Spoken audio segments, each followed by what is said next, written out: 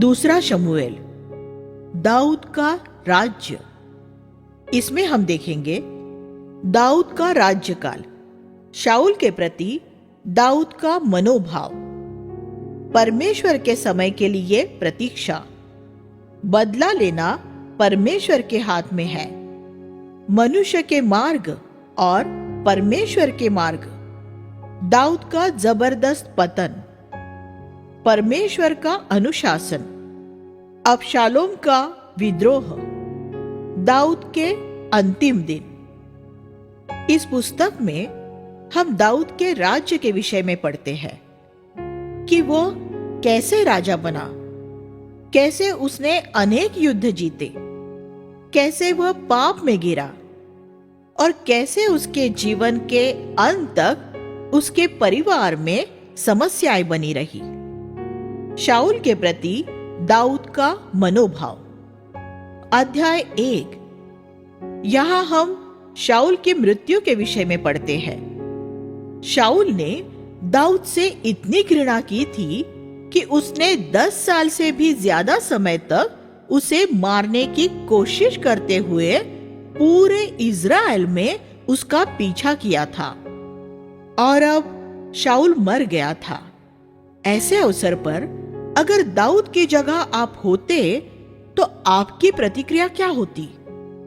दाऊद की प्रतिक्रिया के विषय में विचार करें। हम जानते हैं कि शाऊल ने आत्महत्या की थी। पहला शमूएल 31।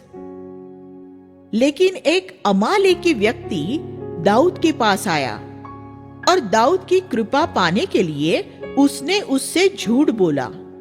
उसने कहा कि उसने शाऊल के निवेदन करने पर उसे मार डाला है और उसने दाऊद को शाऊल का मुकुट और बाजूबंद दिखाए। उसकी यह अपेक्षा थी कि दाऊद आनंदित हो जाएगा और उसे पुरस्कृत करेगा। इसके बजाय दाऊद ने अपने कपड़े फाड़े, बहुत विलाप किया और पूरा दिन उपवास किया। पहला अध्याय 1 से 11। तब दाऊद ने उस व्यक्ति से पूछा कि तुझे परमेश्वर के अभिषेक जन को मारने से डर क्यों नहीं लगा? फिर उसने अपने एक जवान से उस अमालेकी को इसलिए मार डालने के लिए कहा क्योंकि उसने शाऊल को मारने का दुस्साहस किया था। उस व्यक्ति को अपने झूठ की बड़ी कीमत चुकानी पड़ी थी। लेकिन यहाँ दाऊद का मनोभाव देखें। ये उन बातों में से एक बात थी जिन्होंने दाऊद को परमेश्वर के मन के अनुसार व्यक्ति बनाया था। हम जानते हैं कि यीशु ने कहा था, अपने शत्रुओं से प्रेम करो, जो तुम्हें श्राप दे उन्हें आशीष दो, और जो तुम्हें सताते हैं उनके लिए प्रार्थना करो। मत्ती 5:44। दाऊद ने यही किया था। पुरानी वाचा में भी उसके अंदर नई वाचा का मनोभाव था। दाऊद शाऊल से घृणा नहीं करता था। हालांकि शाऊल अपना अभिषेक खो चुका था, फिर भी दाऊद ने हमेशा यही कहा, मैं उसे हाथ नहीं लगाऊंगा।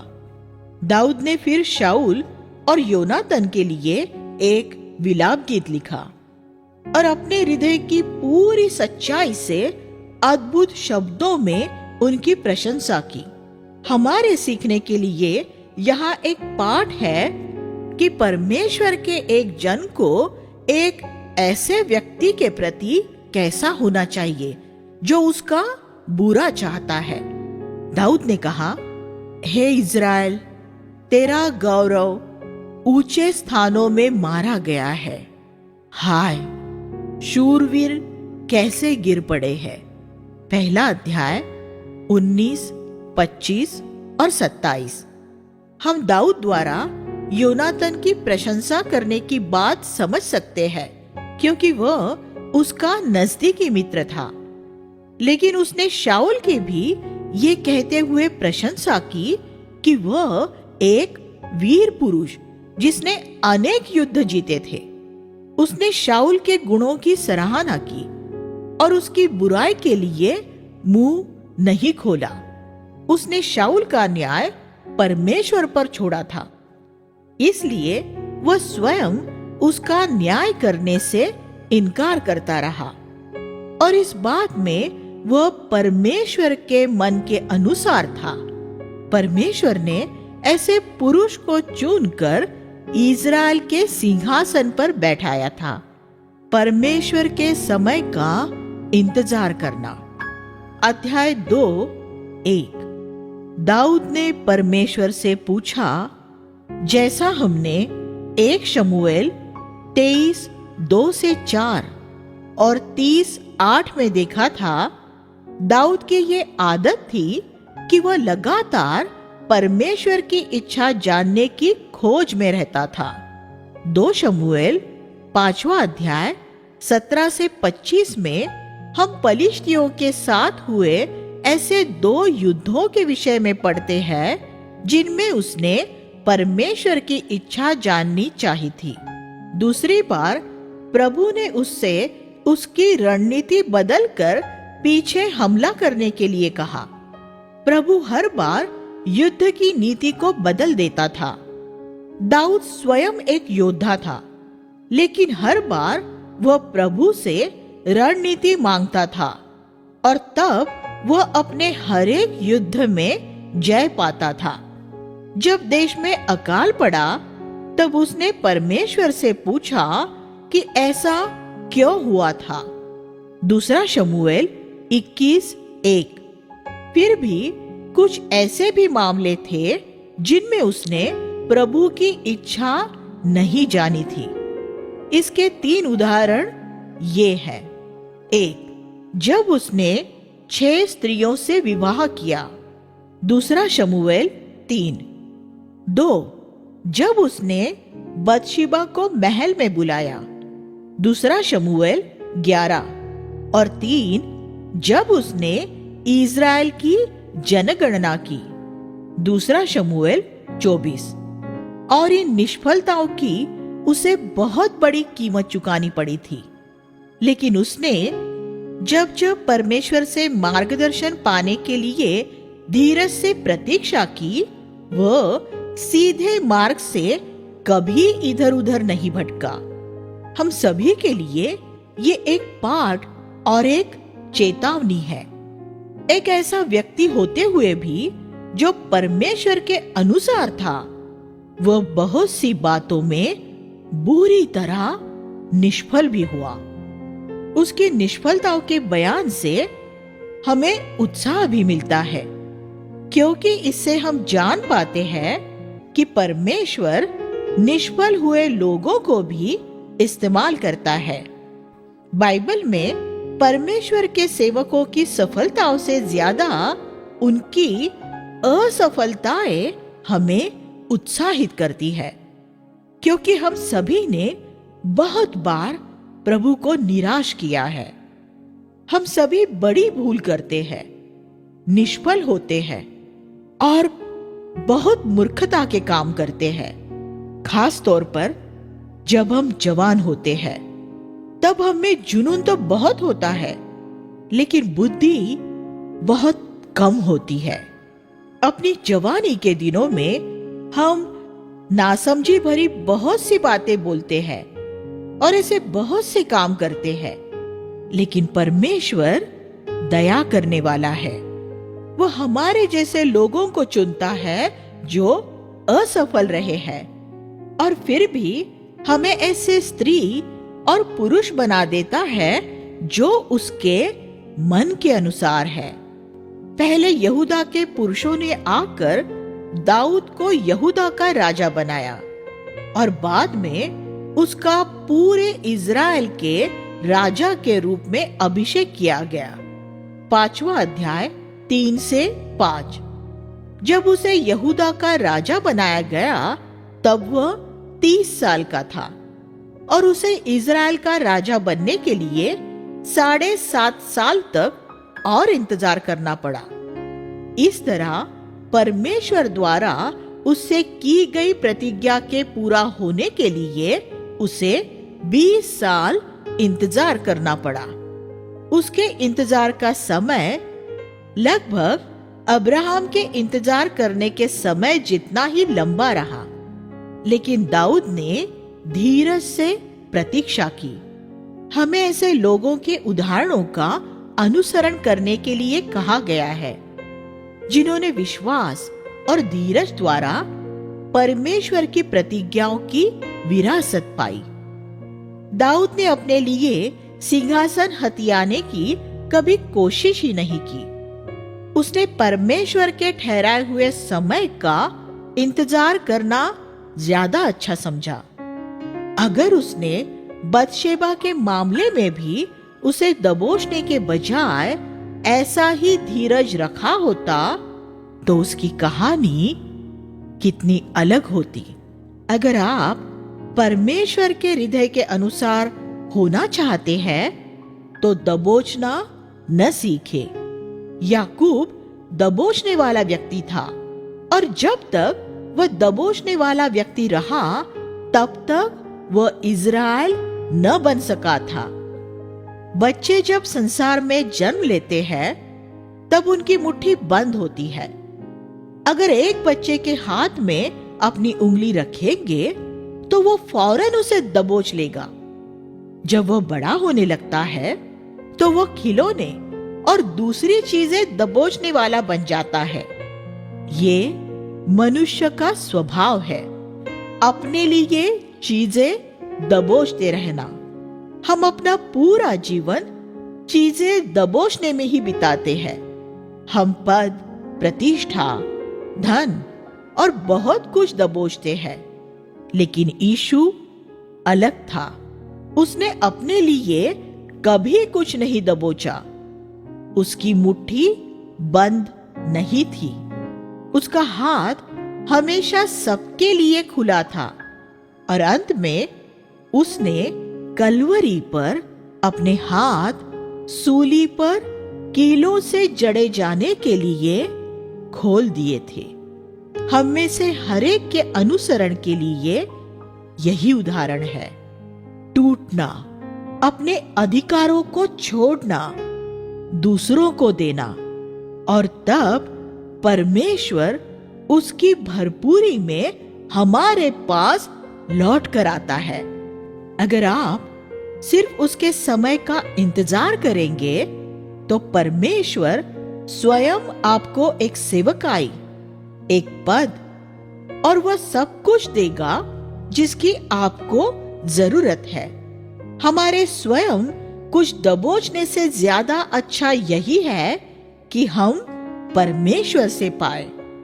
याकूब को अपने पिता को धोखा देकर अपने लिए पहलौठेपन का अधिकार दबोचने की जरूरत नहीं थी। वह दाऊद की तरह परमेश्वर द्वारा उसके दिए जाने का इंतजार कर सकता था, और परमेश्वर ने वह उसे दिया होता। हम जब भी कुछ दबोचने जाते हैं तो हम परमेश्वर में हमारे विश्वास की कमी दर्शाते हैं। मान लीजिए कि आप किसी युवा स्त्री या पुरुष की तरफ आकर्षित होते हैं जिससे आप शादी करना चाहते हैं। तब आप ऐसा सोचना शुरू कर सकते हैं, अगर मैंने इसे जल्दी नहीं दबोचा तो कोई दूसरा उसे ले जाएगा। ये अविश्वास है। अगर आपका परमेश्वर में भरोसा है तो आप अधीर होकर उसे दबोचने की कोशिश नहीं करेंगे। इसके बजाय आप ये कहेंगे, प्रभु, जो तूने मेरे लिए आरक्षित कर रखा है वो मुझे जरूर मिलेगा। जिस व्यक्ति को तूने मेरे लिए आरक्षित कर रखा है उससे कोई दूसरा शादी नहीं कर सकता। ये सिद्धांत ऐसी हर एक सेवकाई पर भी लागू होता है जो परमेश्वर ने आपके लिए तैयार की है। दूसरा कोई उसे दबोच नहीं सकता। अगर आप परमेश्वर की बाट जोते रहेंगे तो वह उस सेवकाई में ले जाने के लिए आपकी अगुवाई करेगा। परमेश्वर में भरोसा करना सीखे और लोगों के खिलाफ कभी शिकायत न करे। अगर परमेश्वर आपको 20 साल तक भी इंतजार करवाता है तो इंतजार करें। उस समय के पूरा होने के बाद आप एक बहुत अच्छे अगुए के रूप में तैयार हो जाएंगे। जैसा हमने देखा, शाऊल और सुलेमान ने किसी बात के लिए इंतजार करना नहीं सीखा था। उनका जन्म एक सुख चैन के वातावरण में हुआ था और वे एक परीक्षा और तनाव रहित अवस्था में रहे थे। मुझे ऐसे हर एक व्यक्ति पर दया आती है जिसके जीवन में इतना चैन आराम होता है कि वह उसमें कोई परीक्षाएं या तनाव ही नहीं होता। परमेश्वर ऐसे लोगों को ही एक सेवकाई देता है जिन्हें मनुष्यों ने तिरस्कृत किया होता है। हम दाऊद के मामले में भी देखते हैं कि वह जब राजा बन गया और उसका जीवन सुख सुविधा से भर गया, तब वह एक के बाद दूसरी गलती करता रहा। हम अध्याय 3:2 से 5 में देखते हैं कि उसके 6 पुत्र हुए, लेकिन वे 6 अलग पत्नियों द्वारा हुए। राजा बनने के बाद वह व्यक्ति जो परमेश्वर के हृदय के अनुसार था, वह भी मार्ग से भटकने लगा था। उसने बहुत से मामलों में परमेश्वर की इच्छा जाननी चाहिए थी, लेकिन उसने प्रभु से ये नहीं पूछा कि उसे दूसरी बार, तीसरी बार या छठी बार शादी करनी चाहिए या नहीं।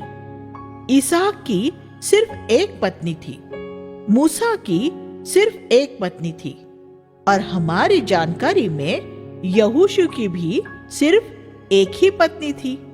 फिर दाऊद को इतनी पत्नियों की क्या जरूरत थी? क्योंकि उसने संसार के बाकी सभी राजाओं की तरह बनना चाहा था और उसके परिणाम स्वरूप उसे बहुत पीड़ा भोगनी पड़ी थी।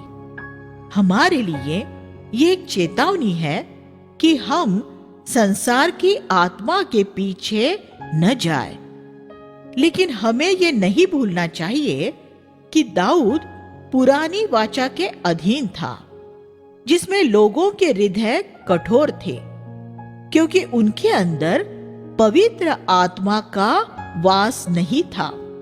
इसलिए मूसा ने उन्हें उनकी पत्नियों को तलाक देने की भी अनुमति दे दी थी, जैसे यीशु ने मत्ती 19:8 में कहा है। इसलिए हम उन पर दोष नहीं लगा सकते। अब परमेश्वर के मानक मापदंड हमारे जैसे उन लोगों के लिए अलग है जिन्होंने पवित्र आत्मा पाया है। आज हम नई वाचा में रह रहे हैं, लेकिन बहुत से मसीही जो व्यभिचार में पड़ जाते हैं, ये कहकर अपनी सफाई देने की कोशिश करते हैं, हाँ, लेकिन दाऊद भी तो गिरा था। दाऊद पुरानी वाचा में रहता था, उसके अंदर पवित्र आत्मा का वास नहीं था। पवित्र आत्मा का वास उसके भीतर नहीं था, लेकिन हमारे भीतर पवित्र आत्मा का वास है। पुरानी वाचा के संतों को पवित्र आत्मा सिर्फ उनकी सेवकाई के लिए ही दिया जाता था, लेकिन पवित्र आत्मा हमारे अंदर इसलिए रहता है कि वह हमारे चरित्र को बदल दे। इसलिए हम दाऊद या शिमशोन के साथ अपनी तुलना करते हुए अपने पापों को सही नहीं ठहरा सकते। बदला लेना परमेश्वर का काम है। अध्याय 4:8 में हम ऐसे 2 लोगों के विषय में पढ़ते हैं जो ईश-बोशेत शाऊल के पुत्र की हत्या करने के बाद उसका सिर काटकर दाऊद के पास लाए, क्योंकि उन्होंने सोचा कि दाऊद उन्हें पुरस्कृत करेगा। लेकिन दाऊद उनसे इतना क्रोधित हुआ कि उसने उन्हें तुरंत मार डालने की आज्ञा दी। दाऊद का यह विश्वास था कि बदला लेना परमेश्वर का काम है, इसलिए वह स्वयं किसी से बदला नहीं लेता था और दूसरों को भी ऐसा करने की अनुमति नहीं देता था। ये एक ऐसा महत्वपूर्ण सिद्धांत है जिसे हमें हर समय याद रखना चाहिए। रोमियो 12:19 इसमें बहुत स्पष्ट है। न्याय करने या बदला लेने के काम में परमेश्वर को हमारी मदद की जरूरत नहीं है। अगर कोई आपकी आराधना करने के लिए आपके पैरों में गिर पड़े तो आप क्या करेंगे? आप वही करेंगे जो पतरस ने किया। उसे उठाकर आप उससे यही कहेंगे, मेरी आराधना मत कर, क्योंकि आराधना के योग्य सिर्फ परमेश्वर है। जैसे आराधना के योग्य सिर्फ परमेश्वर है, वैसे ही बदला लेने के योग्य भी सिर्फ परमेश्वर ही है। इसलिए अगर हम किसी से बदला लेने की कोशिश करते हैं तो वो लोगों द्वारा अपने लिए आराधना स्वीकार करने जैसा ही है। जैसे हमें अपनी आराधना कराने का कोई अधिकार नहीं है, वैसे ही हमें अपना बदला लेने का भी कोई अधिकार नहीं है। हमारा किसी ने जो भी नुकसान किया हो, हमें उसे परमेश्वर के हाथ में छोड़ देना चाहिए कि वह उसके तरीके और उसके समय से उस व्यक्ति के साथ व्यवहार कर सके। हम ऐसे किसी व्यक्ति के लिए कुछ बुरा भी नहीं चाह सकते। जब हम प्रभु की सेवा करते हैं तो हमें ऐसे बहुत से विश्वासी मिलेंगे जो हमारे विषय में बुरी बातें बोलेंगे और हमारी सेवकाई को खत्म करने की कोशिश करेंगे। मैंने ये जाना है कि ऐसा नहीं हो सकता कि हम एक प्रभावी रूप में प्रभु की सेवा करें और लोग हमारे विषय में बुरी बातें न बोले, झूठी कहानियां न फैलाए, हम पर गलत धर्म सिद्धांत सिखाने के आरोप न लगाए आदि। हम उनसे बदला लेने की परीक्षा में पड़ सकते हैं, लेकिन हमें उसे दृढ़ता से उस परीक्षा का सामना करते हुए उन्हें परमेश्वर के हाथ में सौंप देना होगा। बाइबल कहती है कि सिर्फ एक ही न्यायी है जो नाश करने की सामर्थ रखता है। याकूब 4:12। इसलिए हमें उनका फैसला उस एक ही न्यायी के हाथों में छोड़ देना चाहिए। अगर प्रभु ने आपका अभिषेक किया है तो आपकी सेवकाई को कोई नहीं मिटा सकता, क्योंकि वह आपको स्वर्ग से दी गई है। बहुत से लोगों ने यीशु और पौलुस पर झूठे शिक्षक होने का इल्जाम लगाया था।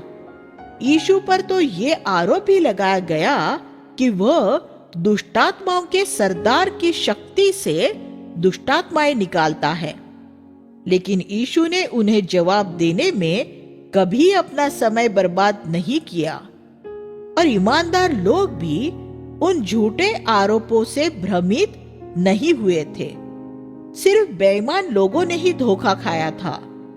हम याकूब 2:6 में पढ़ते हैं कि उन दिनों धनवान विश्वासी निर्धन विश्वासियों को सता रहे थे और स्वयं ही उन्हें अदालतों में घसीट ले जा रहे थे। ये तो एक अविश्वसनीय बात है, लेकिन यही आज भी हो रहा है। एक दूसरे विश्वासी को अदालत में घसीट ले जाने के लिए एक व्यक्ति का धनी और दुष्ट दोनों होना जरूरी है। ये एक अद्भुत बात है कि विश्वासी इतने अंधे भी हो सकते हैं। पहला कुरिन्थियों के अध्याय 6 में पौलुस कहता है कि कुरिन्थुस में भी यही हो रहा था। ऐसे धनवान विश्वासियों ने ये नहीं जाना है कि सिर्फ एक ही न्याय है जिसे न्याय करने और दंड देने का अधिकार है। ऐसे विश्वासी परमेश्वर के न्यायासन पर बैठ जाते हैं। इसलिए पौलुस ने उन्हें चेतावनी दी कि जो लोग ये कर रहे हैं वे कभी स्वर्ग के राज्य में प्रवेश न कर पाएंगे। 1 कुरिन्थियों 6:9, जिसे पिछले 8 पदों के संदर्भ में पढ़ना है। अगर किसी ने आपके साथ गलत किया है तो क्या परमेश्वर ने वह नहीं देखा है? क्या वह उस व्यक्ति से नहीं निपट सकता है? अगर आप इस बात में और एक सर्वसामर्थी परमेश्वर में विश्वास करते हैं तो उससे निपटने का काम परमेश्वर पर छोड़ दे। मनुष्य का तरीका और परमेश्वर का तरीका। अध्याय 6। दाऊद की ये बड़ी लालसा थी कि वो वाचा का संदूक यरूशलेम ले आए, लेकिन परमेश्वर ने अपनी व्यवस्था में ऐसी आज्ञा दी थी। उसने वह उस तरह नहीं किया। इसके नतीजे के रूप में एक विपत्ति आई। दाऊद का एक विश्वास योग्य साथी मर गया। एक बार पहले जब पलिश्तियों ने वाचा का संदूक अपने कब्जे में ले लिया था तो परमेश्वर ने उन्हें बीमारी से दंडित किया था और उन्होंने ये फैसला किया था कि वे वाचा का संदूक इज़राइल को लौटा देंगे। इसलिए उन्होंने उसे एक बैलगाड़ी में रखकर वापस भेज दिया। दाऊद ने उस घटना के विषय में सुना था। वो जानता था कि मूसा की व्यवस्था में यह स्पष्ट लिखा था कि वाचा के संदूक को लेवी के पुत्रों कहातियों को अपने कंधों पर उठाना था। लेकिन दाऊद ने सोचा कि शायद वह तरीका कुछ दूर के सफर के लिए ही सही था, और यह क्योंकि एक लंबा सफर था इसलिए उसने मान लिया कि पलिश्तियों का तरीका अच्छा और समझदारी भरा है। इसलिए उसने वाचा का संदूक बैलगाड़ी पर रखवा दिया। उबड़ खाबड़ रास्ते पर बैलों के पैर लड़खड़ा रहे थे और वाचा का संदूक हिल रहा था। तब उज्जा ने उसे पकड़ने के लिए अपना हाथ बढ़ाया कि उसे गिरने से बचा सके, और उसी क्षण परमेश्वर ने उसकी दुष्टता के लिए उसे वही मार डाला। उज्जा ने जो किया था वह उसने एक अच्छे उद्देश्य से किया था, लेकिन उसमें फिर भी परमेश्वर की व्यवस्था का उल्लंघन हुआ था। चाहे हमारा उद्देश्य भला ही क्यों ना हो, लेकिन अगर हम परमेश्वर के वचन के खिलाफ जाएंगे तब भी हमें हानि उठानी पड़ेगी। एक बुरे उद्देश्य से सही काम करना परमेश्वर को मंजूर नहीं होता, लेकिन उसे यह भी स्वीकार्य नहीं है कि हम एक अच्छे उद्देश्य से बुरा काम करें।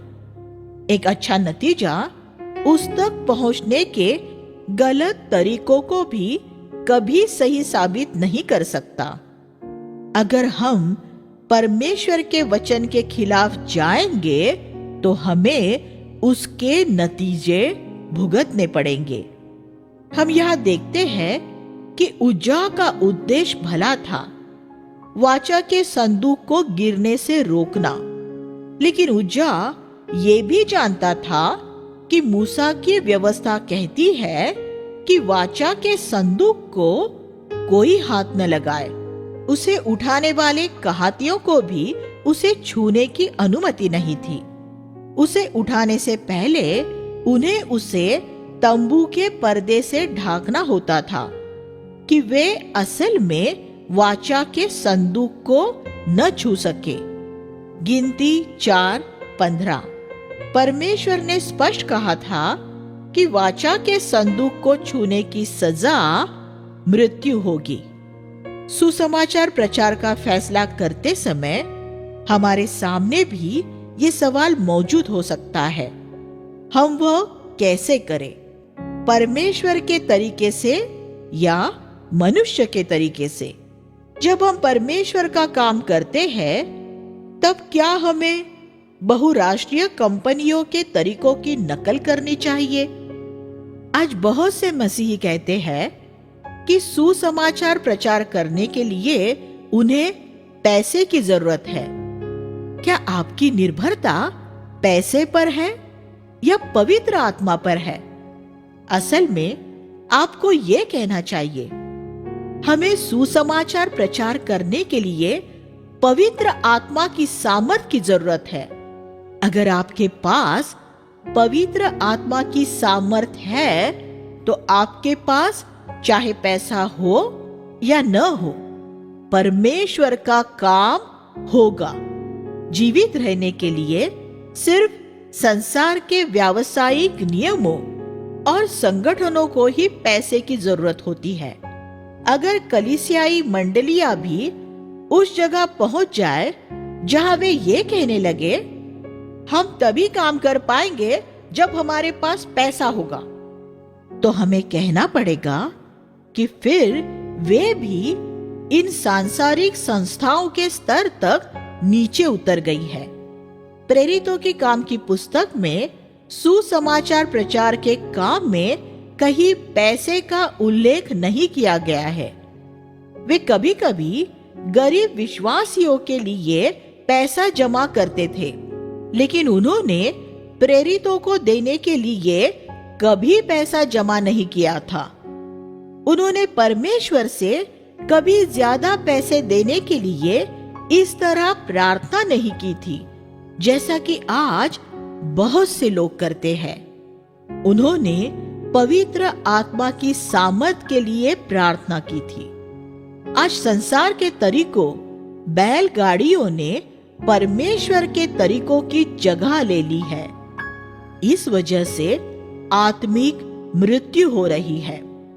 हमें यह समझने की जरूरत है कि परमेश्वर यहाँ हमसे क्या कहने की कोशिश कर रहा है।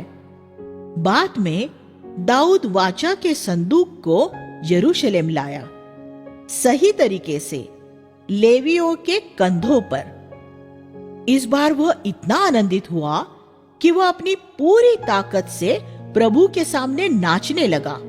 6:14। उन दिनों परमेश्वर की स्तुति करने के तरीकों में से यह भी एक तरीका था। वे सिर्फ संगीत के वाद्य ही इस्तेमाल नहीं करते थे, बल्कि तालियां बजाते, चिल्लाते और नाचते भी थे। फिर जब दाऊद नगर के पास आया और उसकी पत्नी मिकल, शाऊल की बेटी, ने उसे नाचते हुए देखा, तो वह रोष से भर गई। पद 16। उसने अपने हृदय में उसे तुच्छ जाना।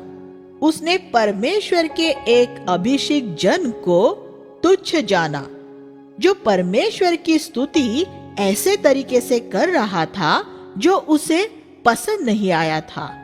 आज बहुत से लोग परमेश्वर की स्तुति ऐसे तरीकों से कर रहे हैं जो शायद आपको पसंद न आ रहे होंगे।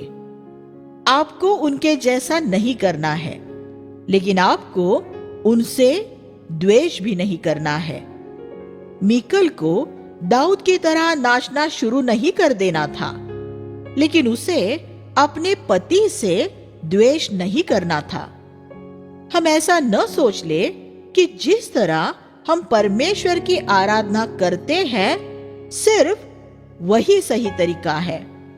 बहुत से मसीह ऐसा सोचते हैं कि जिस खास तरीके से रविवार की सुबह को वे परमेश्वर की स्तुति करते हैं, सिर्फ वही सही तरीका है।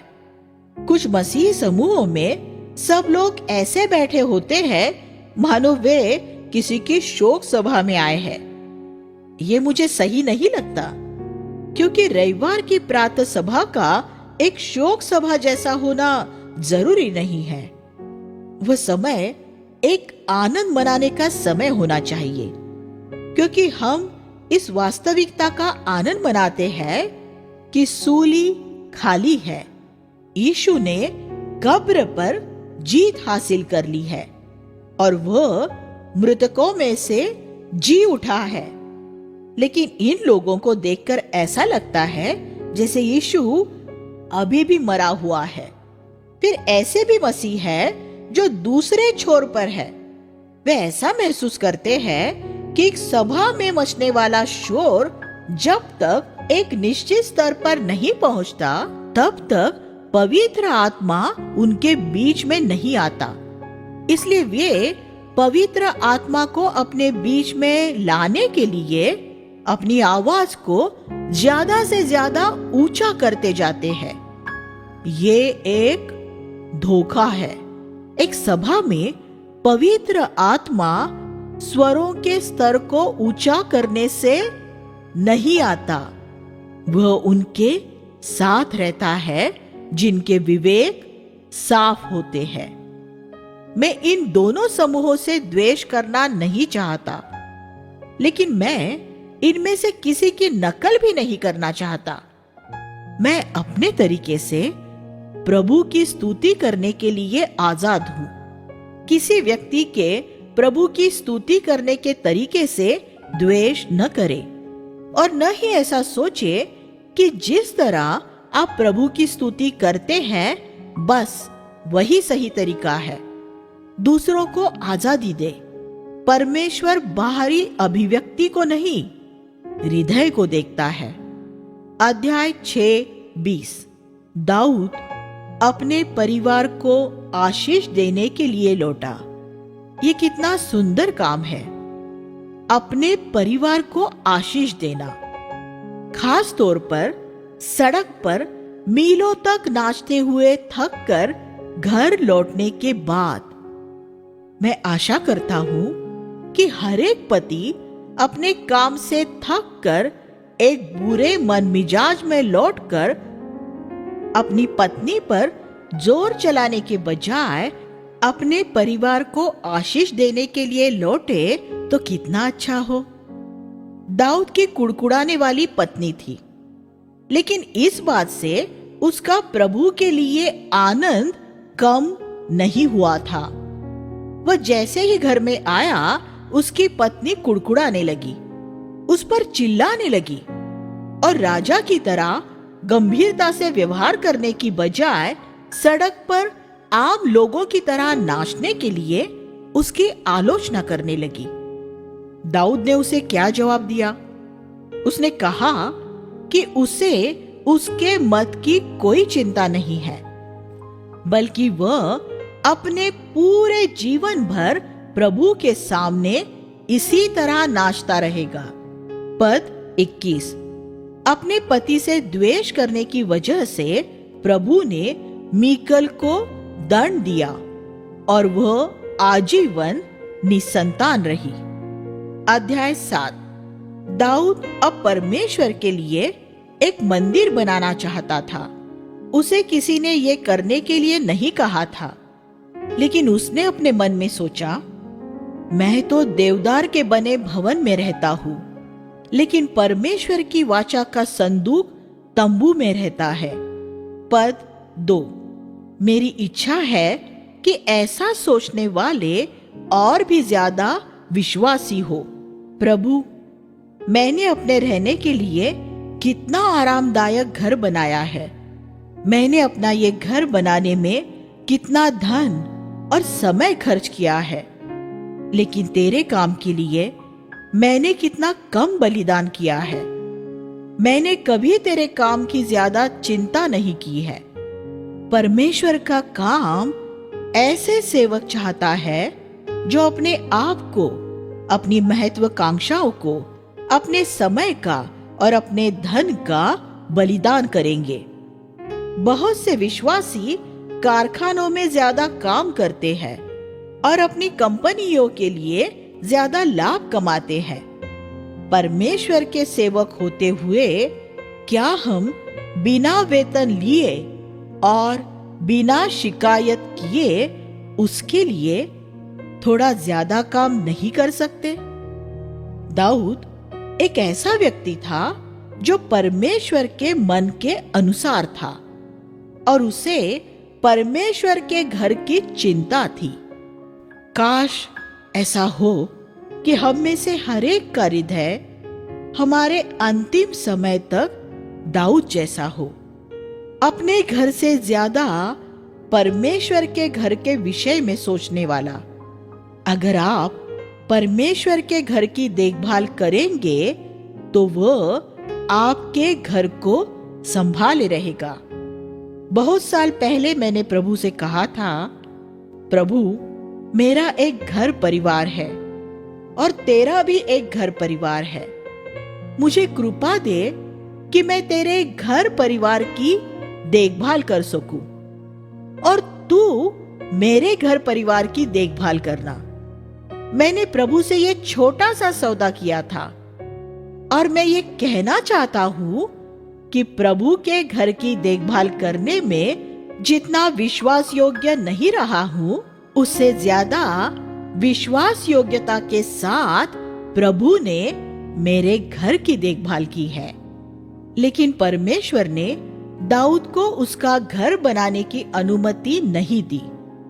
इसका कारण यही था कि दाऊद युद्ध वाला व्यक्ति था, जबकि परमेश्वर का घर सिर्फ एक शांति वाला व्यक्ति बना सकता था। एक इतिहास 28:3। इस सिद्धांत पर ध्यान दे। एक युद्ध करने वाला व्यक्ति परमेश्वर का घर नहीं बना सकता।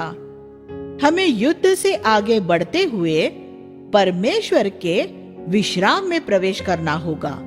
शुरू करने के लिए युद्ध जरूरी है, लेकिन हमारा विश्राम में प्रवेश करना जरूरी है। दाऊद ने इज़राइल के सभी शत्रुओं को हराने द्वारा सुलेमान के लिए रास्ता तैयार कर दिया था। मंदिर के निर्माण के लिए जितना सोना और चांदी चाहिए थी, दाऊद ने वह भी जमा कर लिया था, लेकिन मंदिर सुलेमान ने बनाया। क्या हम ऐसा करने के लिए तैयार हो सकते हैं? शुरू का सारा काम मुश्किल काम कर देने के बाद क्या हम किसी दूसरे को एक काम पूरा होने का श्रेय लेने दे सकते हैं, या उसका श्रेय हम स्वयं लेना चाहते हैं? एक ऐसा व्यक्ति जो परमेश्वर के हृदय के अनुसार है, पृष्ठभूमि में रहकर दूसरों के लिए काम आसान कर देता है और उन्हें सारा श्रेय लेने देता है। दूसरा शमूएल 8:15। ये पद लिविंग बाइबल में इस तरह है, दाऊद सब लोगों के साथ ईमानदार था। ये जरूरी है कि एक अगुए में ये महत्वपूर्ण योग्यता हो, कोई पक्षपात किए बिना न्याय करने में पूरी तरह ईमानदार होना। अध्याय 9 में हम दाऊद की उस दया को देखते हैं जो उसने योनातन के पुत्र मपीबोशेत के प्रति दर्शाई, जो अपंग था। मपीबोशेत स्वयं को एक ऐसे मरे हुए कुत्ते जैसा समझता था जो किसी लायक नहीं था। पद 8। लेकिन दाऊद ने यह आज्ञा दी कि वह नियमित उसकी मेज पर उसके साथ भोजन करेगा। ये परमेश्वर की कृपा का चित्र है, जिसमें मसीह हमें, जो मरे हुए कुत्ते जैसे है, ऊंचा उठाकर उसकी मेज पर बैठाता है। दाऊद का जबरदस्त पतन। अध्याय 11 में हम दाऊद के बड़े पतन की कहानी पढ़ते हैं। जिस तरह दाऊद गिरा, उससे हम सभी एक पाठ सीख सकते हैं। ये तक हुआ जब वर्ष के आरंभ में राजा युद्ध के लिए निकला करते थे। राजा शीत ऋतु की ठंड में नहीं, बल्कि बसंत ऋतु में युद्ध के लिए निकलते थे। हर एक युद्ध में हमेशा दाऊद ही इज़राइल की सेनाओं की उनके शत्रुओं से युद्ध करने में अगुवाई करता था। लेकिन इस बार उसने सोचा कि वह थोड़ा आराम करेगा। जब हम युद्ध करना छोड़कर थोड़ा आराम करने लगते हैं, तभी ऐसा होता है कि हम पाप करने लगते हैं। जब हम उस जगह मौजूद नहीं होते जहां परमेश्वर चाहता है कि हम मौजूद रहे, तब ऐसा होता है कि हम पाप में गिरते हैं। दाऊद की जगह युद्ध भूमि में थी। उसकी जगह वह घर में सो रहा था। अगर उस दिन वह युद्ध भूमि में होता तो वह इस तरह न गिरता। जब हमारे साथ सब अच्छा चल रहा होता है और हम स्वयं प्रभु के युद्ध करना छोड़कर अपने सहायकों को युद्ध भूमि में भेजने लगते हैं, तब हमारे लिए समस्याएं पैदा होने लगती है। बहुत से मसीही अगुए अपने महलों में राजाओं की तरह बैठे हैं और सारे मुश्किल काम करने के लिए वे अपने सहायकों को मैदानों में भेजते हैं। प्रभु की कलीसिया में मैं अपने जीवन के अंत तक हमेशा एक छोटा भाई ही बना रहना चाहता हूँ। मैं 90 साल का हो जाने पर भी बाहर निकलकर प्रभु के लिए काम करना और लड़ना चाहता हूँ। मैं अपने जीवन के अंत तक युद्ध भूमि में ही रहना चाहता हूँ। मैं आशा करता हूँ कि आप भी वही मौजूद रहना चाहते होंगे। युद्ध भूमि में कोई आत्मिक खतरा नहीं होता। ऐसे खतरे महलों में होते हैं। दाऊद जब तक युद्ध भूमि में रहा, तब तक वह पूरी तरह सुरक्षित था। वह सिर्फ महल में ही खतरे में था। क्या हम तब पाप करते हैं जब हम परीक्षाओं, दबाव, बीमारी या आर्थिक तंगी में से गुजर रहे होते हैं? नहीं, हम तब पाप करते हैं जब हमारे लिए सब अच्छा हो रहा होता है, जब हमारे पास बहुत सा धन होता है, जब हमारे काम धंधे में हम सफल हो रहे होते हैं और जब हमारे घर में कोई बीमारी नहीं होती। ये ऐसे समय होते हैं जब हमें सचेत रहने की जरूरत होती है। दाऊद यरूशलेम में ही रह गया।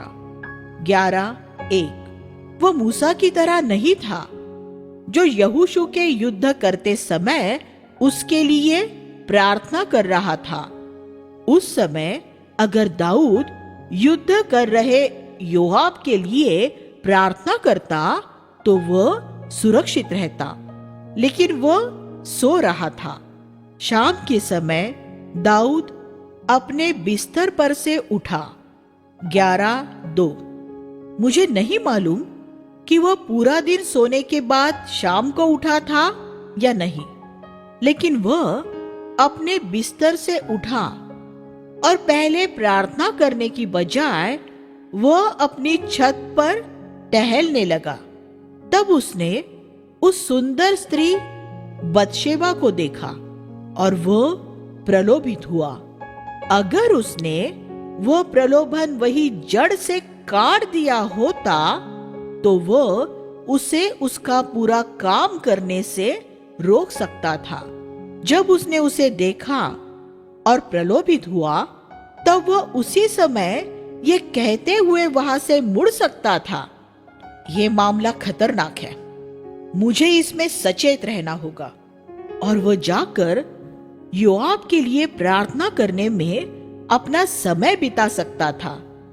फिर बाद में भी पूछताछ करने पर जब उसे ये पता लग गया था कि वह किसी दूसरे व्यक्ति की पत्नी है, तो कम से कम वह उस समय तो स्वयं को रोककर ये कह सकता था, नहीं, अब तो मेरे लिए उसे हासिल करना संभव नहीं है। अगर उसने बतशेबा के लिए ये प्रार्थना की होती कि वह उरिया के लिए एक शुद्ध और पवित्र पत्नी के रूप में बनी रहे, तो वह प्रार्थना ही उसे पाप करने से रोक देती। लेकिन उस समय उसे राजा बनाने वाले परमेश्वर के विषय में वह सब कुछ भूल गया। उस समय वह एक सर्वशक्तिशाली राजा बन गया जो किसी को भी अपना गुलाम बना सकता था। इस तरह उसने उसके साथ व्यभिचार किया। हम दाऊद की आलोचना न करें। क्या आपने किसी दूसरे की पत्नी की सुंदरता को सराहा है? आप क्योंकि एक शक्तिशाली राजा नहीं है, इसलिए आप उसे दबोच न सके होंगे। इसलिए आपने सिर्फ उसे देखा और उसकी लालसा की होगी। असल में आप में और दाऊद में कोई खास फर्क नहीं है। जब बतशेबा गर्भवती हो गई, तब दाऊद दुविधा में फंस गया। अब उसे अपना पाप छुपाना था, इसलिए उसने उसके पति उरिया को युद्ध भूमि में से वापस बुला लिया और उस रात उसे उसकी पत्नी के पास जाने के लिए कहा। लेकिन उरिया के अंदर अपने साथी सैनिकों के प्रति जिम्मेदारी का इतना जबरदस्त एहसास था कि वह अपने घर नहीं गया। उसने दाऊद से कहा, मेरे साथी युद्ध भूमि में लड़ रहे हैं, तब मैं अपने घर जाकर अपनी पत्नी के साथ कैसे सो सकता हूं? उस समय उरिया दाऊद से बेहतर पुरुष साबित हुआ था। मैदानों में काम करने वाले बहुत से छोटे सेवक अक्सर अपनी मिशन के अगुओं से ज्यादा बेहतर लोग होते हैं। अब दाऊद को समझ नहीं आया कि वह क्या करे, इसलिए उसने एक युक्ति की। एक बार जब आप पाप कर देते हैं, तो उस पाप को छुपाने के लिए आप और ज्यादा पाप करने की परीक्षा में पड़ते हैं। दाऊद को उरिया के पास जाकर उससे क्षमा मांग लेने की जरूरत थी। ऐसा करने की बजाय उसने अपने नाम को बदनाम होने से बचाने की कोशिश की। इसलिए उसने उरिया को युद्ध भूमि में भेज दिया और सेनाध्यक्ष योआब को यह संदेश भेजा कि वह उरिया को उस मोर्चे पर भेज दे जहां सबसे भीषण युद्ध चल रहा हो, ताकि उरिया वहां मर जाए। दाऊद ने कितनी दुष्टता का काम किया था। मैं परमेश्वर का धन्यवाद करता हूं कि पवित्र शास्त्र पूरी तरह सच्चा है, जो अपने सबसे बड़े नायकों की निष्फलताओं को भी नहीं छुपाता। जब आप और मैं अपने शरीर की भ्रष्टता को देखते हैं, तो हम ये पाएंगे कि हम कोई दाऊद से बेहतर नहीं है। हम सभी शरीर में एक जैसे हैं और वैसे ही पाप करने की क्षमता रखते हैं। परमेश्वर हमें बचाए रखे। परमेश्वर का अनुशासन। अध्याय 12। हम परमेश्वर को धन्यवाद देते हैं कि वहां नातान नाम का एक साहसी नबी था। उन दिनों एक राजा के सामने जाकर ये कहना बहुत खतरनाक था कि वह एक पापी है। आज भी 99% पास्टर कलीसिया के एक धनवान सदस्य या किसी बड़े सरकारी अधिकारी के पास जाकर उसे पाप की तरफ इशारा करने का साहस नहीं करते। लेकिन नातान अलग था। वह दाऊद के पास आया और उसने उसे कहानी सुनाई। किसी नगर में 2 मनुष्य थे, जिनमें एक धनवान और दूसरा निर्धन था। धनी के पास बहुत सी भेड़ बकरियां और गाय बैल थे, लेकिन निर्धन के पास एक छोटी भेड़ की बच्ची के अलावा और कुछ नहीं था, जिसे उसने मोल लेकर पाला पोसा था। फिर एक यात्री उस धनवान के घर आया। उस धनवान ने अपनी भेड़ों और पशुओं में से उस यात्री के लिए पकाने को कुछ न लिया, बल्कि उस निर्धन की भेड़ को ले लिया और उस यात्री को खिलाने के लिए उसे मार दिया। जब दाऊद ने यह सुना तो उस व्यक्ति के प्रति उसका क्रोध अत्यधिक भड़क उठा। 12:5 दूसरों के पाप पर क्रोधित हो जाना आसान होता है। फिर नातान ने कहा, तू ही वह व्यक्ति है। तेरी इतनी पत्नियां हैं और उरिया की सिर्फ एक ही पत्नी थी जिसे तूने ले लिया। दाऊद को अचानक ही सत्य का एहसास हो गया। नातान की कहानी सुनने पर दाऊद ने पहले क्या कहा था? उसे इतना गुस्सा आया था कि उसने ये कहा था, परमेश्वर के जीवन की शपथ, जिस मनुष्य ने ये किया है वह निश्चय ही प्राण दंड के योग्य है। 12:5 व्यवस्था ये नहीं कहती थी कि किसी की भेड़ चुरा लेने पर एक व्यक्ति को मृत्यु दंड देना था, लेकिन दूसरे व्यक्ति के पाप का न्याय करने के विषय में दाऊद व्यवस्था से भी ज्यादा कठोर हो गया था। हम भी ऐसे ही हैं। हम अपने जीवन के और भी ज्यादा बड़े पापों को नहीं देखते। दाऊद ने यह भी कहा था, उसे उसका चौगुना भरना पड़ेगा। 12:6 उस एक भेड़ को लेने के बदले में उस धनवान को 4 भेड़ें देनी थी। यही वह कीमत थी जो यूरिया को भी मरवाने के लिए अब दाऊद को चुकानी थी। नातान ने दाऊद से कहा, अब तलवार तेरे घराने से कभी दूर नहीं होगी। मैं तेरे ही घराने से तेरे खिलाफ बुराई पैदा करूंगा।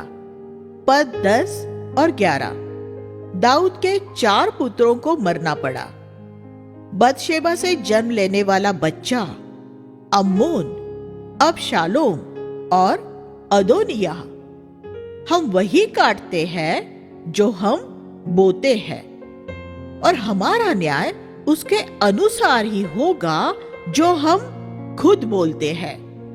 यीशु ने कहा कि जैसा न्याय हम दूसरों के लिए करते हैं वैसे ही हमारा भी न्याय किया जाएगा। इसलिए सबसे ज्यादा समझदारी इसमें है कि हम दूसरों का न्याय करने के बजाय उन पर दया करें। और यहाँ हम उस व्यक्ति को जो परमेश्वर के मन के अनुसार था उसके होश में आते हुए देखते हैं। दाऊद ने नातान से कहा, मैंने प्रभु के खिलाफ पाप किया है। 12:13 और फिर उसने वह सुंदर भजन 51 लिखा, प्रभु मैंने केवल तेरे ही विरुद्ध पाप किया है, कृपा कर और अपने पवित्र आत्मा को मुझसे अलग न कर। भजन 51 4 और 11। उसने शाऊल की तरह अपने पाप को छुपाने की कोशिश नहीं की थी। शाऊल ने कहा था, लोगों के सामने मेरा आदर करना, किसी को मेरे पाप के विषय में न बताना। 1 शमूएल 15:30। लेकिन दाऊद ने नातान से यह नहीं कहा। उसने एक भजन लिखा और इसके बारे में सबको बता दिया। हम दाऊद के बारे में ये एक अद्भुत बात देखते हैं। उसने एक आत्मिक दशा में न होते हुए आत्मिक होने का दिखावा भी नहीं किया। जब उसने पाप किया तो उसने उस पाप को स्वीकार भी कर लिया। हम इस घटना से और क्या सीखते हैं? प्रभु के सम्मुख आप चाहे कितने भी महान क्यों न बन जाए, लेकिन जब आपके जीवन में कोई किसी गलत बात को दिखाए तो आपको उसे स्वीकार कर लेना चाहिए। कभी ऐसे अहंकारी और घमंडी न बन जाए कि कोई आपके पास आकर ये न कह सके कि आप गलत हैं, या आपको अपने जीवन के किसी क्षेत्र में बदलने की जरूरत है। दाऊद ने सार्वजनिक रूप में अपने आप को नम्र और दीन किया और भजन संहिता 51 लिखा, जिसमें उसने सारे जगत के सामने अपने पाप को स्वीकार किया और परमेश्वर की दया पाने की याचना की। लेकिन दाऊद के इतने पश्चाताप, अंगीकार, उपवास और प्रार्थना के बावजूद परमेश्वर ने फिर भी बतशेबा के बच्चे पर घातक वार किया और वह मर गया। परमेश्वर हमें क्षमा करते हुए हमें कृपा देता है, लेकिन वह हमें अनुशासित भी करता है। मैं आपको इसका एक उदाहरण देता हूं। एक ऐसे व्यक्ति के विषय में विचार करें जो अपने मन को अनेक वर्षों से घिनौने साहित्य और अश्लील चलचित्रों, मूवीज से भर रहा है। फिर वह अपना मन फिराता है और परमेश्वर से उसे क्षमा करने के लिए कहता है। परमेश्वर उसे तुरंत क्षमा कर देता है। यीशु का लहू उसे पूरी तरह शुद्ध कर देता है। परमेश्वर उसे सही ठहरा देता है और उसे ऐसे देखने लगता है मानो उसने कभी कोई पाप किया ही नहीं है। फिर भी उस व्यक्ति की स्मृति में से गंदी लैंगिक तस्वीरें उसे बहुत सालों तक सताती रहेंगी। परमेश्वर उसकी स्मृति में से उन गंदी तस्वीरों को क्यों नहीं मिटा देता, जबकि उसने उसके हृदय को पूरी तरह साफ कर दिया है? क्योंकि उन गंदी तस्वीरों के बार बार उसकी स्मृति में आने से वह व्यक्ति उनकी ओर न देखने पर ध्यान देगा कि कहीं ऐसा ना हो कि वे आकर उसे फिर सालों तक सताती रहे। अगर परमेश्वर उन गंदी तस्वीरों को उसकी स्मृति में से मिटा देता तो क्षमा पाते ही वो उनकी तरफ देखने के लिए ये जानते हुए फिर से प्रलोभित हो जाता कि उन्हें आसानी से मिटाया जा सकता है। लेकिन अगर वह व्यक्ति उन गंदे विचारों का सामना करने में विश्वास योग्य रहता है और अपने मन को परमेश्वर के वचन से भरता रहता है, तो वो गंदी तस्वीरें धीरे धीरे उसकी स्मृति की गहराइयों में लुप्त होती जाएंगी। वे पूरी तरह कभी नहीं मिटेंगी, लेकिन वे इतने गहरे में जरूर उतर जाएंगी कि फिर वे उसके सपनों में आकर उसे नहीं सताएंगी। दूसरे शुद्ध विचार ऊपर आ जाएंगे और फिर वह उनके विषय में सपने देखने लगेगा। अध्याय 13 में हम अम्नोन के उसकी सौतेली बहन तामार के प्रेम में पड़ने और फिर उसे भ्रष्ट करते हुए देखते हैं। उसकी वासना के शांत होने के बाद उसने उससे घृणा की। ऐसा लिखा है, उसकी घृणा उसके प्रेम से बढ़कर थी। पद 15। तामार के लिए उसका वह महान प्रेम घृणा में कैसे बदल गया? क्योंकि जिसे वह प्रेम कह रहा था, असल में वह सिर्फ उसकी वासना थी। यहाँ एक ऐसा पाठ है जो सभी जवानों को सीखना चाहिए। बहुत से ऐसे युवक हैं जो किसी जवान लड़की के प्रेम में पड़ने की बात करते हैं, जिस बात का एहसास उन दोनों में से किसी को भी नहीं होता। वो ये है कि लगभग सभी मामलों में उस युवक का तथाकथित प्रेम असल में सिर्फ उसकी वासना ही होती है। लड़कियों को खासतौर पर ये समझते हुए सचेत रहना चाहिए, कहीं ऐसा ना हो कि वे युवकों द्वारा शोषित की जाए। मानवीय प्रेम हमेशा अपना स्वार्थ पूरा करना चाहता है। ईश्वरीय प्रेम की पहचान इस हकीकत में है कि वह हमेशा दूसरे का भला चाहता है। दाऊद अपने पुत्र अम्नोन को उसके पाप के लिए नहीं धिक्कार सका, क्योंकि उसने स्वयं बतशेबा के खिलाफ वही पाप किया था। अनेक पिता इस तरह अपने बच्चों के जीवन में अपना आत्मिक अधिकार खो देते हैं। अबशालोम का विद्रोह। अबशालोम ने फिर अपनी बहन का बदला लेते हुए अम्नोन की हत्या कर दी। दाऊद को अब परिवार में वही काटना पड़ा था जो उसने बतशेबा और उरिया के परिवार में बोया था, बलात्कार और हत्या। परमेश्वर अपने न्याय में बिल्कुल खरा होता है।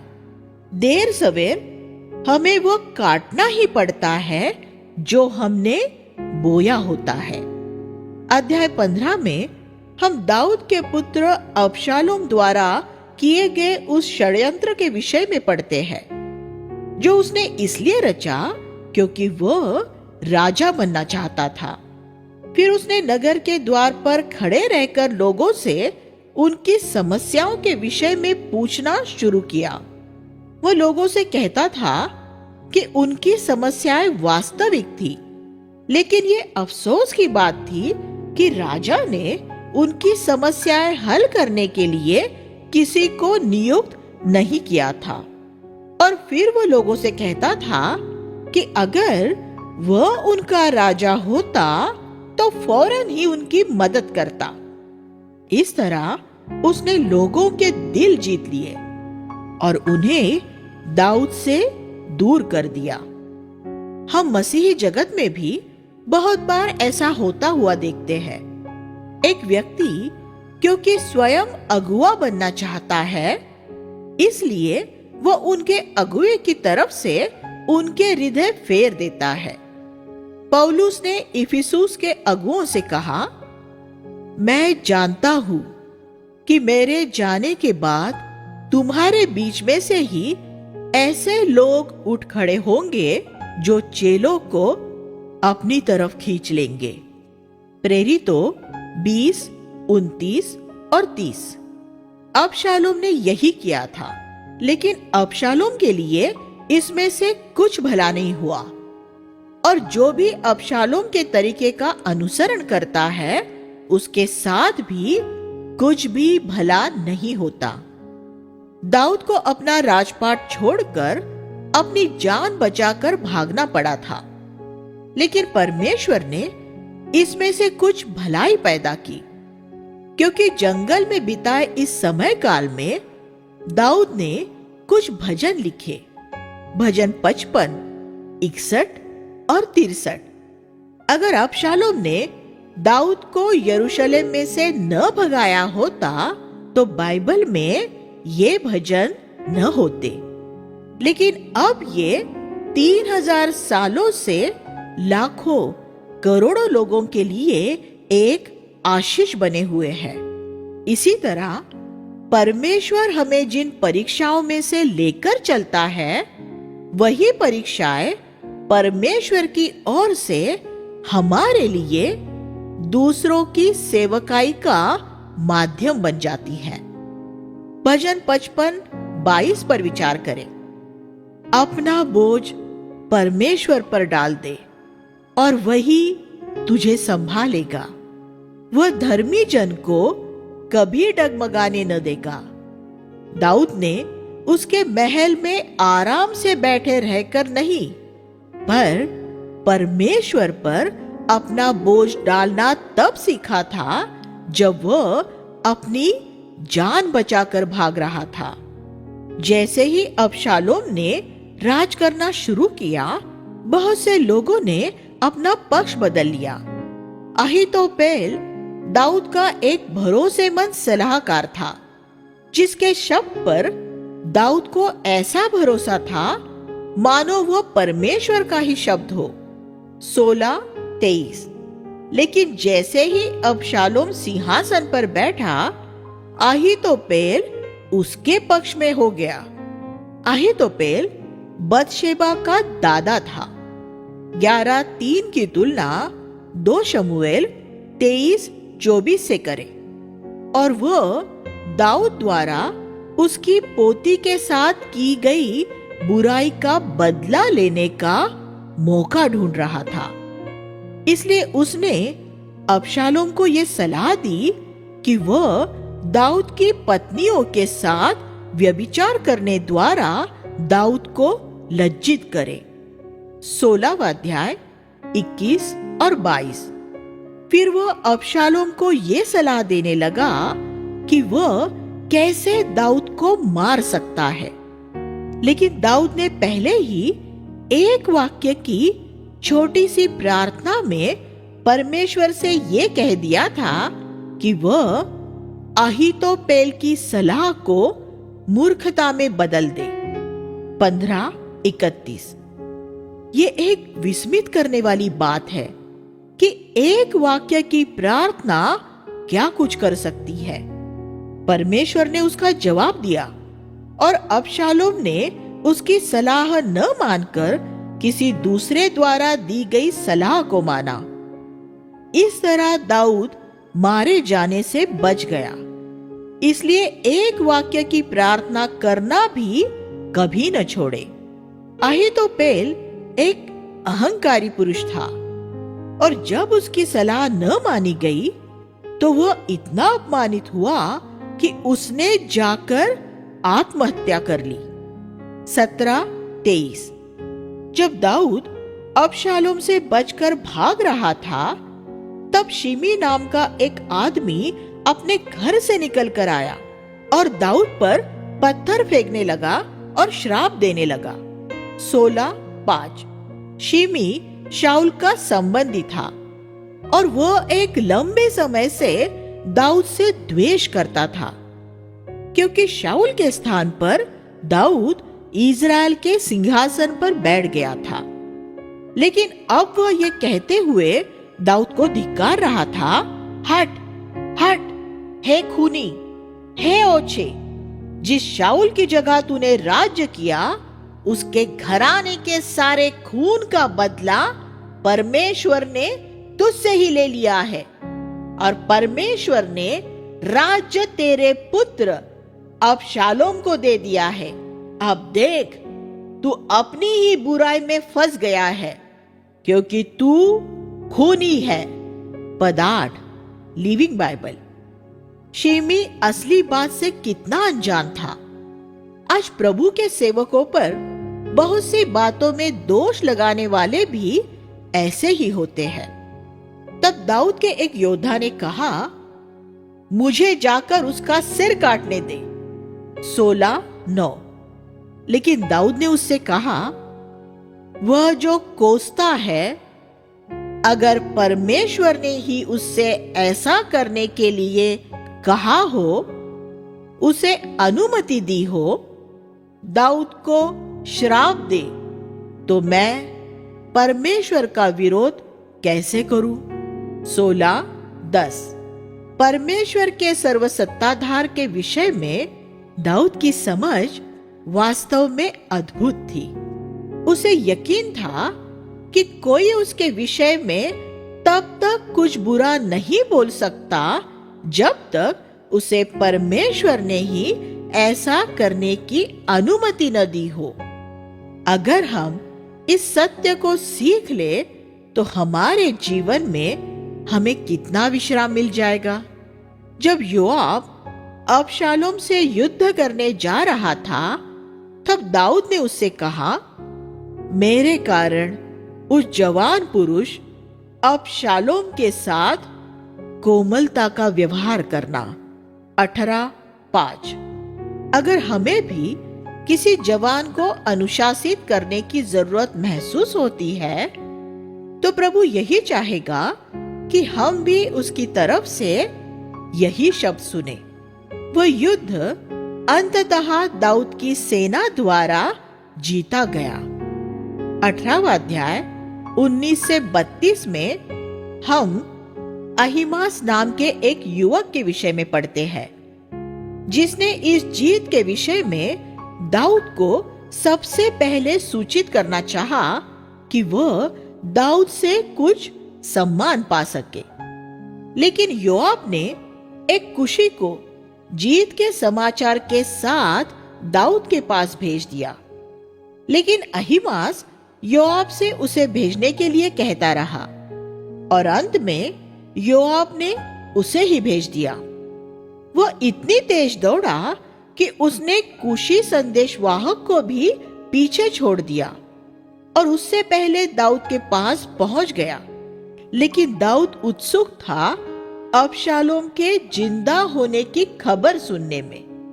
दुर्भाग्यवश अहीमास ये नहीं जानता था, इसलिए उसे अलग खड़े रहकर उस कुशी पुरुष के आने का इंतजार करना पड़ा। ये दो प्रकार के प्रचारकों का चित्र है। एक ऐसा है जो प्रचार करने के लिए बहुत उत्सुक है, लेकिन जिसे परमेश्वर ने नहीं भेजा है। जिसे परमेश्वर भेजता है, चाहे वो बाद में ही पहुंचे या उसके पास पहले व्यक्ति की तरह मानवीय दान वरदान भी न हो, फिर भी सिर्फ उसके पास ही पूरा संदेश होता है, पूरा सुसमाचार। आज अहीमास जैसे बहुत से नबी हैं जो परमेश्वर द्वारा भेजे हुए नहीं हैं, लेकिन जो नबूवतें कर रहे हैं और मसीहियों को भरमा रहे हैं। विश्वासी होते हुए हम जो कुछ देखते और सुनते हैं, वह हमें अंधों की तरह स्वीकार नहीं कर लेना है, बल्कि हर एक नबूवत को परखना है। जब दाऊद ने यह सुना कि उसका पुत्र अबशालोम मारा गया है, तो वह ये कहते हुए विलाप करने लगा, हाय मेरे बेटे अबशालोम, काश तेरी जगह मैं मर गया होता। 18:33। क्या हम दाऊद में मसीह का आत्मा देखते हैं, क्योंकि उसने चाहा कि जिन्होंने उसके खिलाफ विद्रोह किया था उनकी जगह वह मर जाता। दाऊद एक ऐसा व्यक्ति था जिसमें नई वाचा की आत्मा के अंश नजर आते हैं, क्योंकि वह उनसे भी घृणा नहीं करता था जो उसकी हत्या करने की योजनाएं बनाते थे। अबशालोम मारा गया था और दाऊद को उसका सिंहासन वापिस मिल गया था। जब दाऊद एक युवक था, तब परमेश्वर ने उसे ये देखने के लिए परखा था कि वह शाऊल के हाथों से सिंहासन छीनता है या नहीं। और अब जबकि वह बूढ़ा हो गया था, परमेश्वर ने फिर उसे परख कर देखा कि वह अबशालोम के हाथों से सिंहासन छीनता है या नहीं। दोनों ही मामलों में दाऊद ने परमेश्वर द्वारा ही उसे सिंहासन दिए जाने के लिए इंतजार किया। उसने कभी अपने लिए उसे हासिल करना न चाहा था। परमेश्वर हमें तब परखेगा जब हम जवान होंगे, और वो हमें तब भी परखेगा जब हम बूढ़े हो जाएंगे।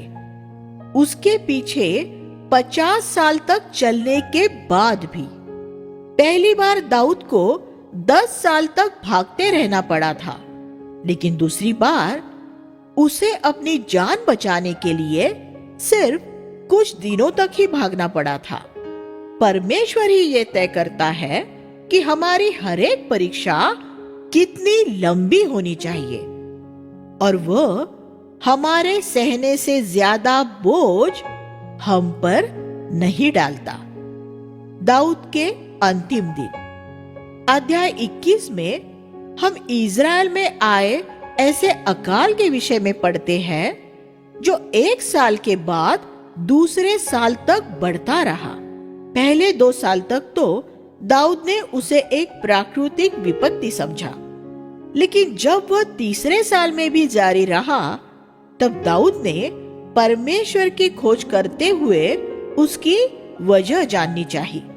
जब हम ऐसी आर्थिक समस्याओं से गुजर रहे हो जो खत्म ही न हो रही हो, या जब हम ये पाए कि हमारे जीवन में से परमेश्वर की आशीष लगातार कम होती जा रही है, तब हमें परमेश्वर के मुख के दर्शन के खोजी होकर उसका कारण जानना चाहिए। उसका हमेशा कोई कारण होगा। इस मामले में परमेश्वर ने दाऊद को बताया कि इस अकाल का कारण ये था कि बहुत साल पहले शाऊल ने गिब्बोनियों को मारा था। गिब्बोनी वे कनानी थे जिन्हें खत्म करने की आज्ञा स्वयं परमेश्वर ने यहोशू को दी थी, लेकिन यहोशू को गिब्बोनी लोगों ने भरमाकर उससे ये वाचा बांधी थी कि इजरायली कभी उन्हें या उनके वंशजों को नहीं मारेंगे। शाऊल ने उस वाचा को तोड़ा था। जब हम अपना वचन तोड़ते हैं, तब परमेश्वर इसे गंभीरता से लेता है, चाहे वो वचन हमने अपने शत्रु को ही क्यों न दिया हो। जब ये मामला सही तरह से निपट गया, तब परमेश्वर ने भूमि को फिर से फसलों की भरपूरी से आशीषित किया।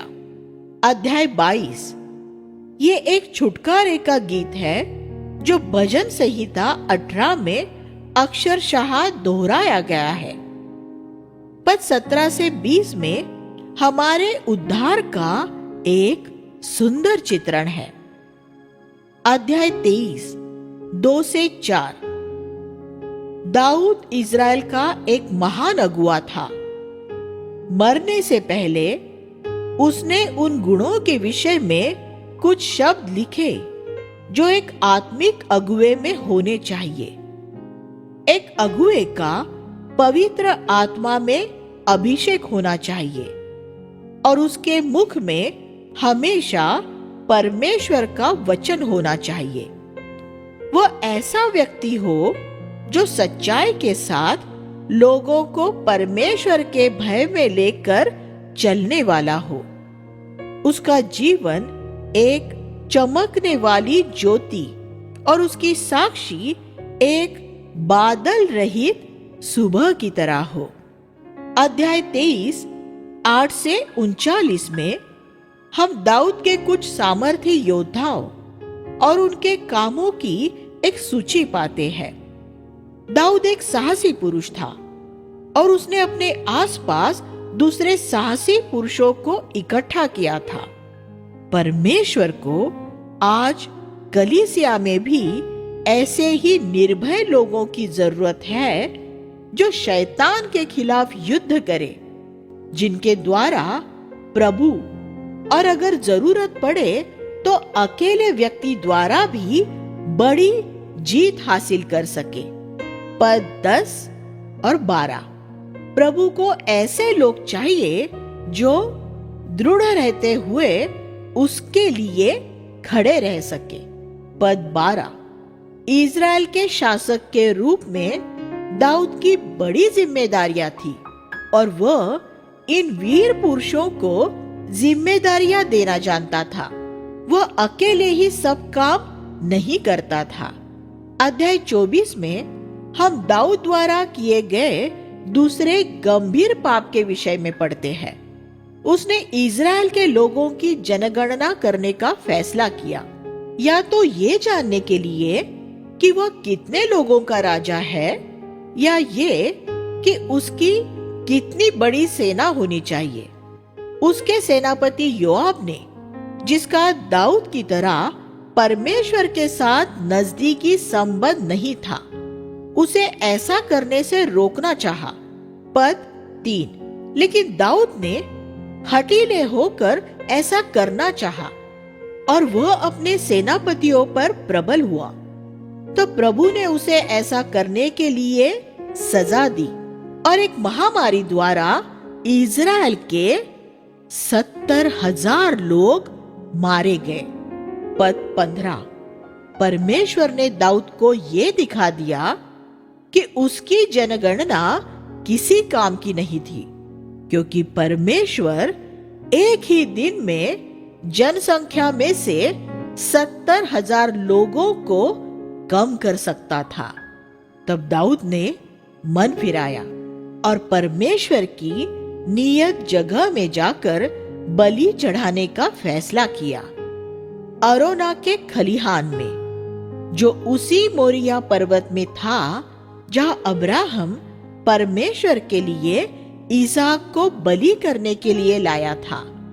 अरोना ने जैसे ही राजा को देखा, उसने दाऊद को मुफ्त में होम बलि के बैल और ईंधन देना चाहा, लेकिन दाऊद ने उसका प्रस्ताव अस्वीकार करते हुए कहा, मैं अपने परमेश्वर को ऐसी होम बलि नहीं चढ़ाऊंगा जिसका मैंने कुछ मूल्य न चुकाया हो। 24:24। ये हमारे पूरे जीवन के लिए एक आदर्श वाक्य हो सकता है। ये एक ऐसा वचन है जो आप में से हर एक को हमेशा याद रखना चाहिए। परमेश्वर को कभी ऐसा कुछ अर्पित न करे जिसकी आपने कोई कीमत न चुकाई हो। यही वह स्थान है जहां कुछ सालों बाद परमेश्वर ने मंदिर बनाने की आज्ञा दी थी।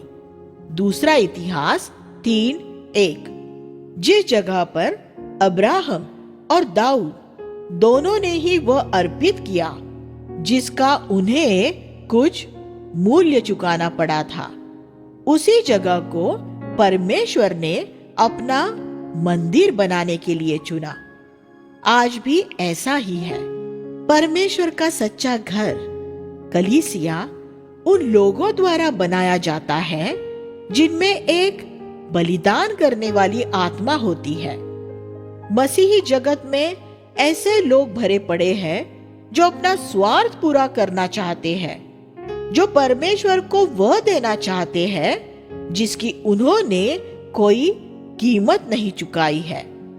लेकिन परमेश्वर ऐसे लोगों को ढूंढ रहा है जिनका उनके पृथ्वी के जीवन में प्रतिदिन ये मनोभाव रहता है, मैं परमेश्वर को ऐसा कभी कुछ अर्पित नहीं करूंगा जिसकी मैंने कोई कीमत न चुकाई हो। परमेश्वर की सेवा करने में आपको क्या कीमत चुकानी पड़ी है? आइए हम प्रार्थना करें। हे स्वर्गीय पिता, हम प्रार्थना करते हैं कि हम दाऊद के जीवन से पाठ सीखें, अच्छे पाठ और फिर चेतावनियां उसका अनुसरण करने के लिए उस क्षेत्र में जहां वह एक उदाहरण बना और जहां उसका पतन हुआ, वह गिरा, उस जगह से चेतावनी लेने के लिए हमारे हर एक की मदद कीजिए। यीशु के नाम से आमीन।